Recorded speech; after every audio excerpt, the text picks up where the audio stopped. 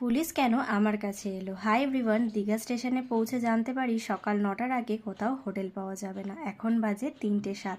স্টেশনে দেখলাম পুলিশ এসছে। দুটো মেয়ে মদ্যপান করে একটি দীঘার কাকিমাকে, ওখানে বাসিন্দার, ওনাকে মেরেছে। তো দেখতে দেখতে সকাল হয়ে গেল। তারপরে সেই মেয়েটা কিন্তু সেই কাকিমার কাছে পায়ে ধরে ক্ষমা চাইছে। তোমরা ফুটেজটা একটু দেখে নাও, ভিডিও করে রেখেছিলাম তোমাদের সাথে শেয়ার করবো বলে। দেখো, পা ধরে ক্ষমা চাইছে। সকাল দেখতে দেখতে কাটছে। তারপরে আমরা ফাইনালি একটি হোটেল পাই। তো হোটেলটা ছিল এটা, আর আমার রুমটা ছিল ঠিক 2য় ফ্লোরের, এই নাম্বার রুমটা। মানে আমাদের ফ্যামিলির অনেক রুম ছিল সেখানে।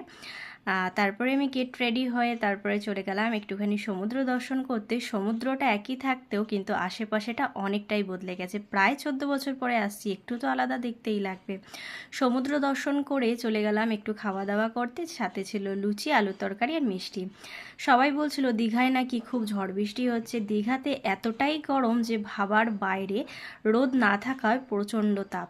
বারান্দায় বসে বসে, বারান্দা দিয়ে দেখো আমাদের হোটেল থেকেই একটুখানি মন্দিরটা দেখা যায়। তারপরে আইসক্রিম খেয়ে আবার রেডি হয়ে বেরিয়ে পড়লাম। পরের পার্টে জানাচ্ছি কোথায়